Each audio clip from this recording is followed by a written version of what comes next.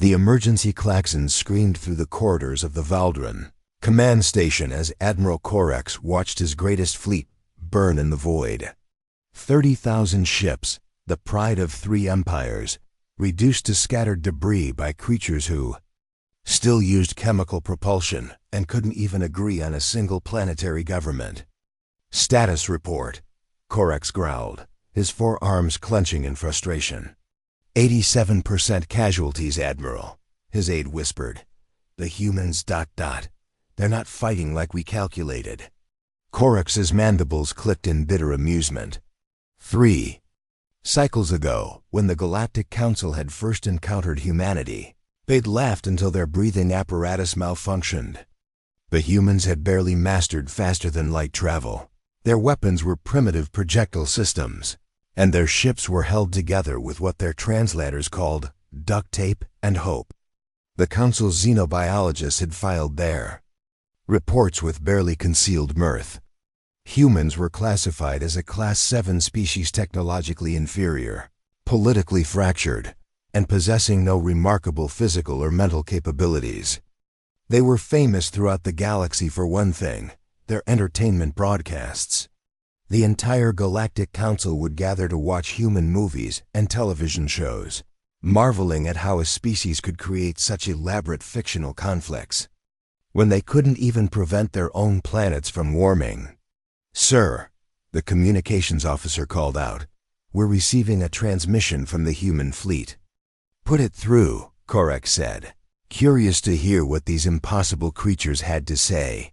The viewscreen flickered to life, revealing a human female with graying hair and tired eyes.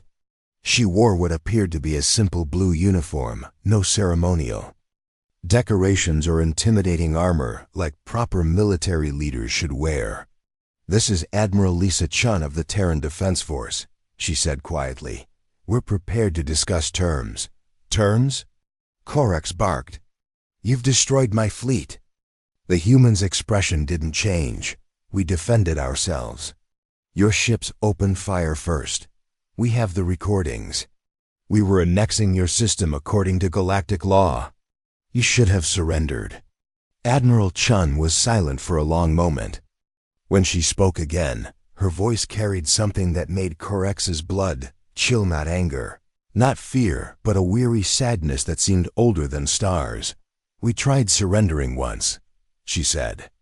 "It was called the Holocaust. Then we tried it again, with the Rwandan genocide, and again with the Uyghur camps, and again, and again, and again. We learned something about surrender, Admiral. We learned that the only thing worse than fighting a war you might lose is not fighting a war you definitely will.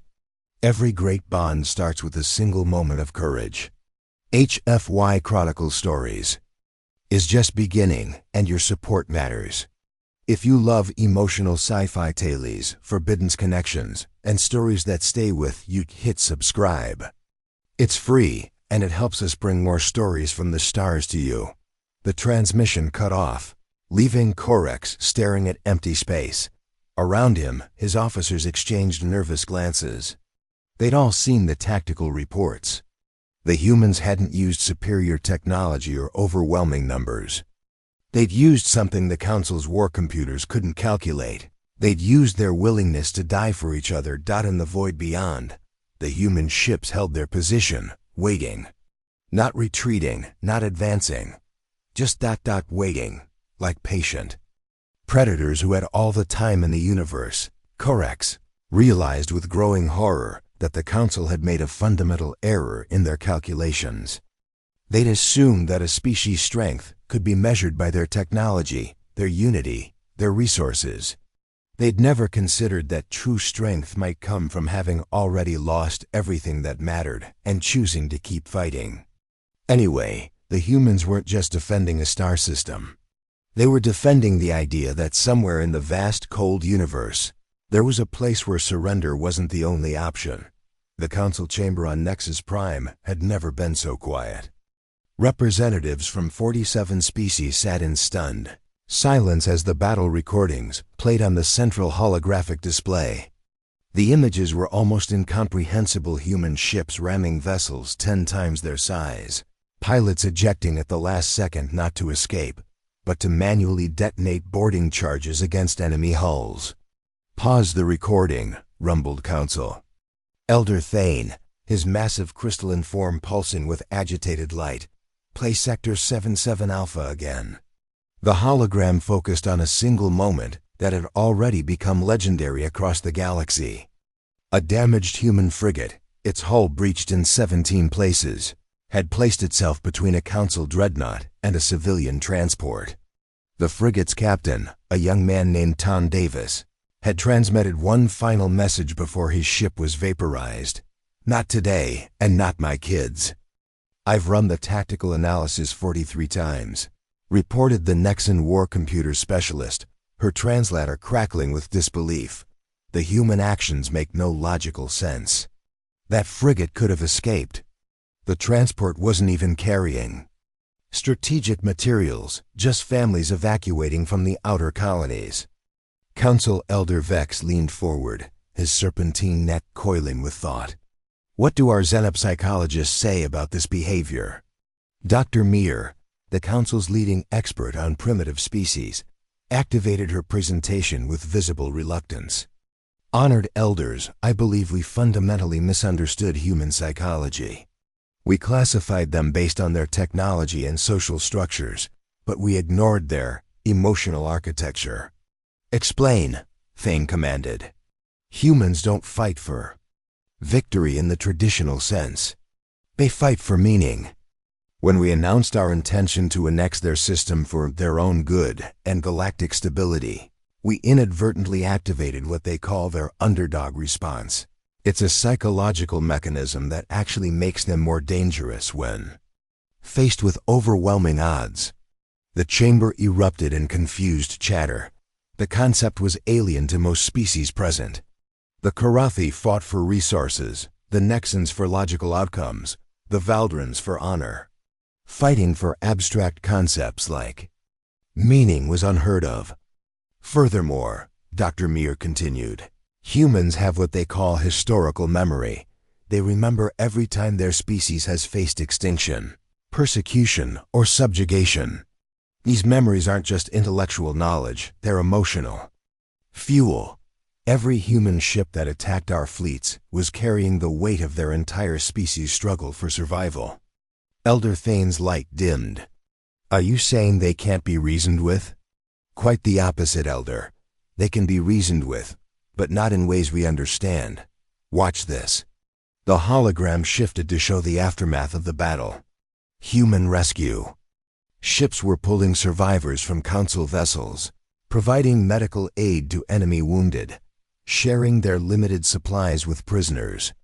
The same species that had fought with suicidal determination was now showing remarkable compassion to their defeated enemies. "They call it common decency," Dr. Meir explained.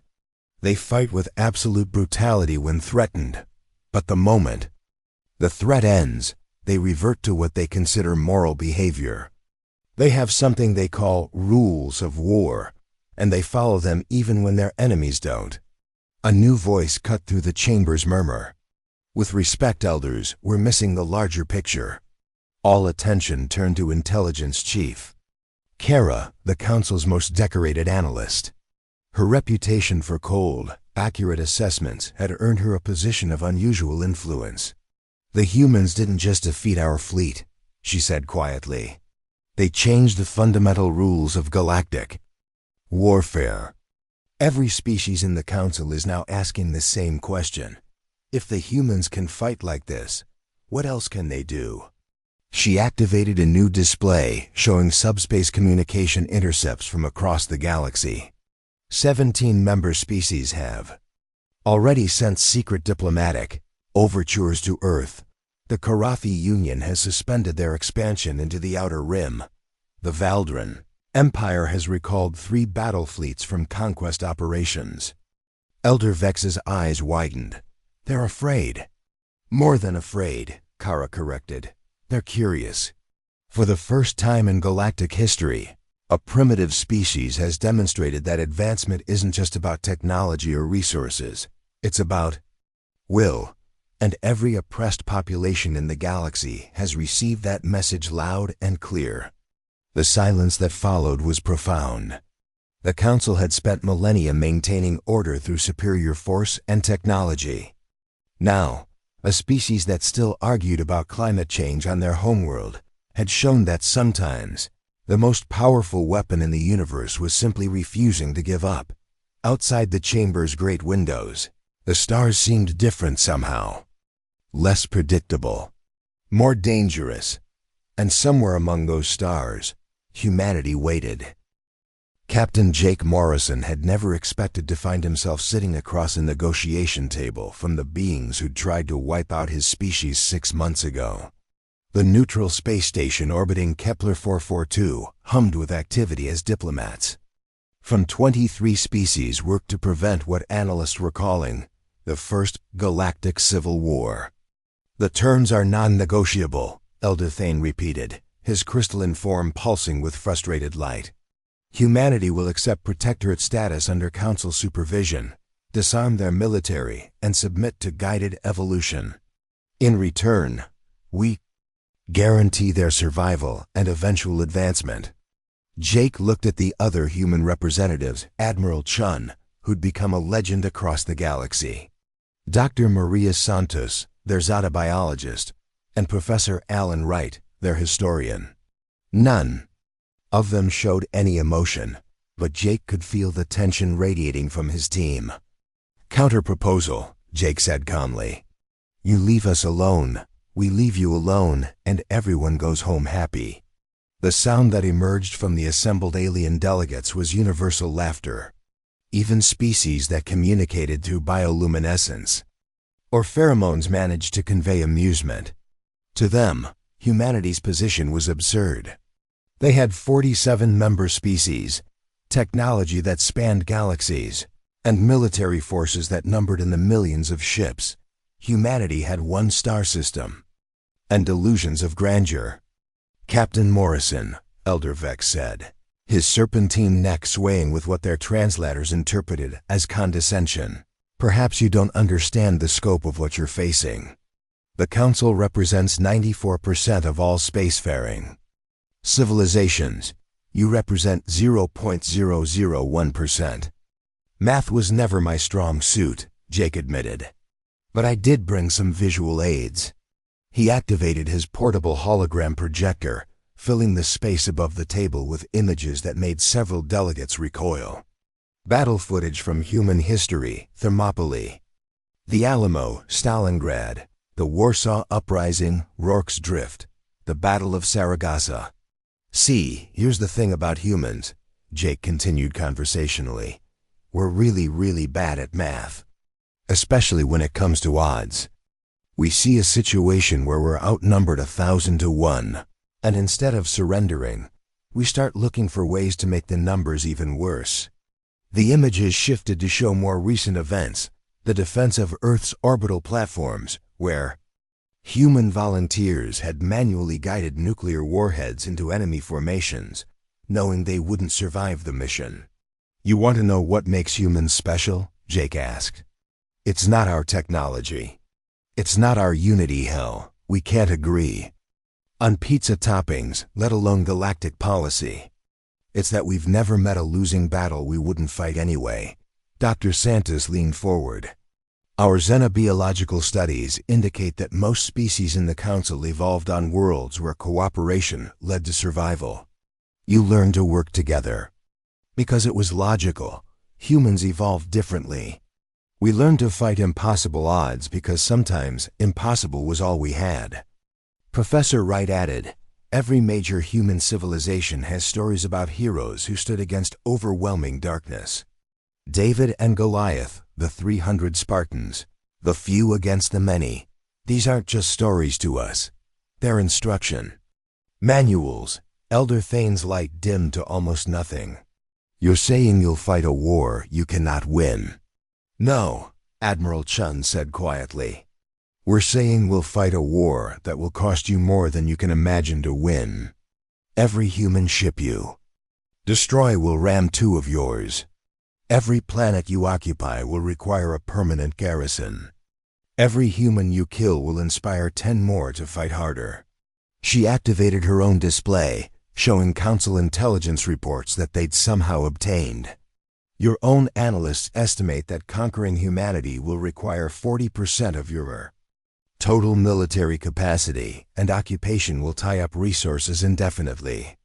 Meanwhile, you have 18 other species showing signs of rebellion, 3 border wars with non-Council civilizations, and internal political pressure from member species, who are starting to question whether might makes right.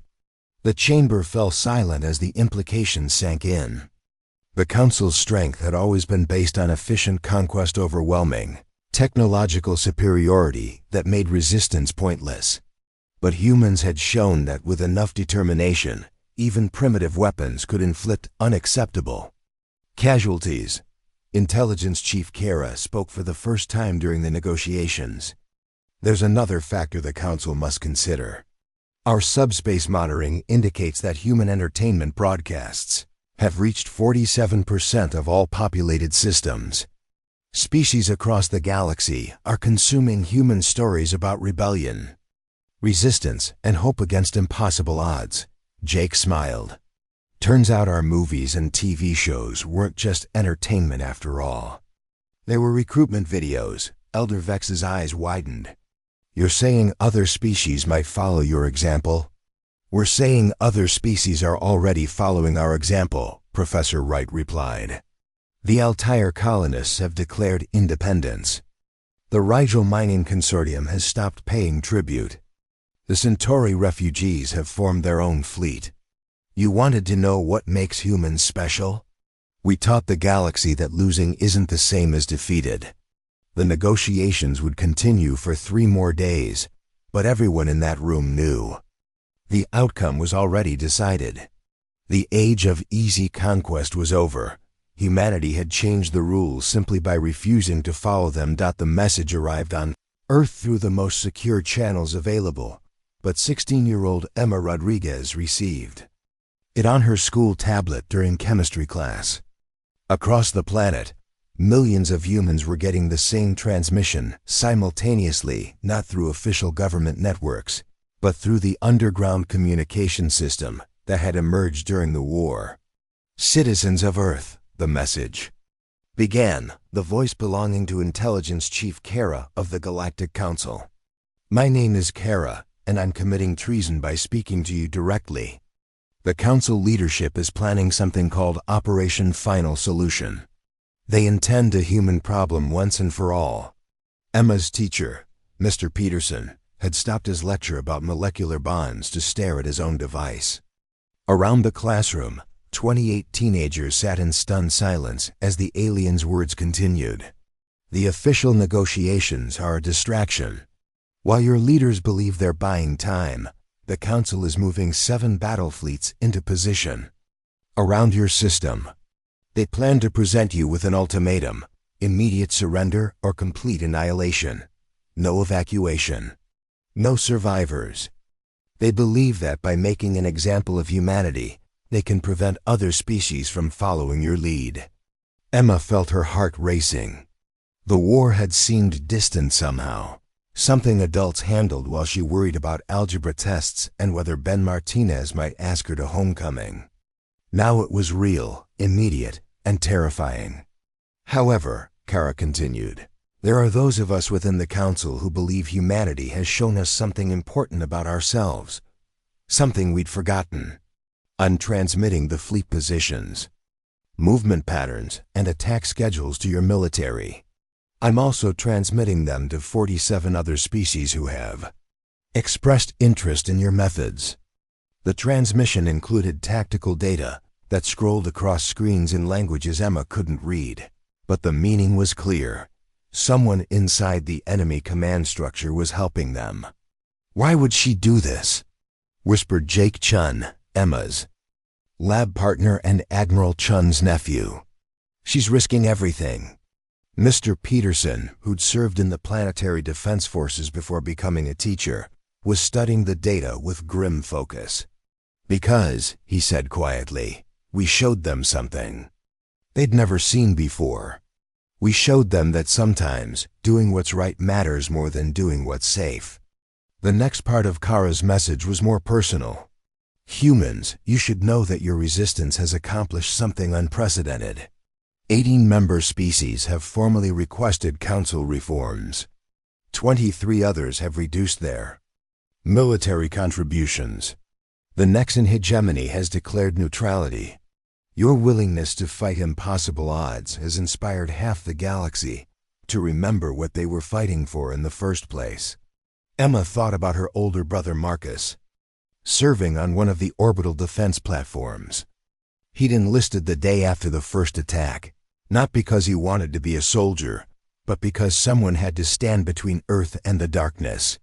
Now she understood that he wasn't just fighting for their family, he was fighting for the idea that somewhere in the universe, there was a place where people could choose their own destiny. The attack will begin in 72 hours, Kara's message concluded. I cannot provide more assistance without exposing the growing resistance within the Council itself. But I wanted you to know that you're not alone. Across the galaxy, beings who had forgotten how to hope are remembering. Species that had accepted oppression as natural law are questioning that assumption. You have given us the most dangerous gift possible, the belief that things can change. As the transmission ended, Emma looked around her chemistry classroom and saw something that made her smile despite her fear. Her classmates weren't panicking or crying, they were planning. Jake was already pulling up volunteer coordination sites. Sarah Kim was organizing supply drives for the defense forces. Tommy Wright was researching which technical skills the military needed most urgently. They were 16 years old, faced with the most powerful military force in galactic history, and their first instinct wasn't to hide it, was to help out Mr. Peterson. Watched his students transform from teenagers worried about grades into young adults ready to face the unthinkable. You know, he said finally, I think I understand now why the aliens are so scared of us. Why's that? Emma asked. Because we're not just fighting for ourselves anymore. We're fighting for everyone who ever felt powerless, everyone who ever faced impossible odds, everyone who ever wondered if one person could make a difference. He smiled. And apparently, that's about half the galaxy. Outside the classroom windows, the sky looked the same as always. But Emma knew that somewhere beyond those familiar blue heavens, 7 enemy fleets were moving toward Earth with the intention of ending humanity's story forever. What they didn't know was that humanity's story was no longer just about humans. It was about hope itself. The Battle of Seoul began not with massive fleet engagements or dramatic speeches, but with a simple question asked by a 10-year-old girl named Lucy Park during her school's emergency evacuation. Daddy, she asked her father, Commander David Park of the Terran Defense Force, if we lose, will the aliens hurt the other kids on other planets? Commander Park knelt beside his daughter in the crowded evacuation center, thousands of families around them preparing for what might be humanity's final stand.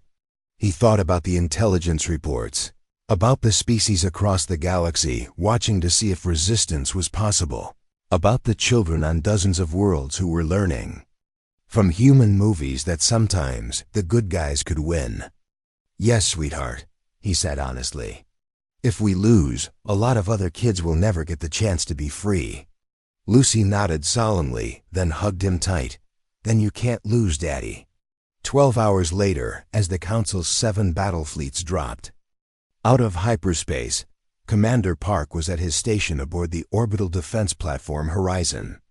Around him, the largest human fleet ever assembled, all 237 ships waited in defensive formation. Incoming transmission from the Council fleet, reported Communications Officer Lisa Thompson. Put it through, ordered Admiral Chun from the flagship Determination. Elder Thane's crystalline form appeared on screens throughout the human fleet. This is your final warning, humans. Stand down your military forces and prepare for processing. You have 1 hour to comply. Admiral Chun's response was broadcast not just to the Council fleet, but to every inhabited system within 50 light years. Elder Thane, this is Admiral Lisa Chun of the Free People of Earth. We reject your ultimatum. We choose to stand. What happened next became known as the Miracle of Soul, though later historians would argue there was nothing miraculous about it. The humans had learned from their earlier encounters that Council tactics relied on overwhelming technological superiority and shock tactics. They'd prepared accordingly. As the Council fleet advanced, human ships didn't meet them head-on. Instead, they scattered into the asteroid belt, forcing the enemy to split their formation. Council commanders, accustomed to species that fought honorably in organized formations, found themselves dealing with guerrilla tactics on an interplanetary scale. Commander Park's defense platform, supposedly fixed in orbit, suddenly ignited. Hidden thruster arrays and repositioned itself behind an asteroid. Across the system, seemingly civilian mining stations revealed themselves as heavily armed fortresses. The humans had spent 6 months turning their entire star system into a trap, but the real surprise came from outside the system. "Admiral," reported the sensor operator aboard Determination, "we're detecting hyperspace signatures. Multiple fleets. Jumping in." Elder Thane's confident expression wavered as his own sensors confirmed what was happening. Ship after ship was arriving, not human vessels, but alien craft flying hastily modified identification beacons. "This is Captain Zara of the Free Nexan Fleet," came a transmission on all frequencies. "We stand with humanity." "Rigel Mining Consortium, reporting for duty," added another voice. "Independent Altair Defense Force, ready for battle." Within minutes, 47 different species had arrived in the Sol system, their ships forming a ragged but determined line alongside the human fleet. They weren't professional military forces, they were miners, traders, colonists, and refugees who had decided that some things were worth fighting for. Commander Park watched his tactical display fill with green, friendly contacts and felt something he'd never experienced in 15 years of military service.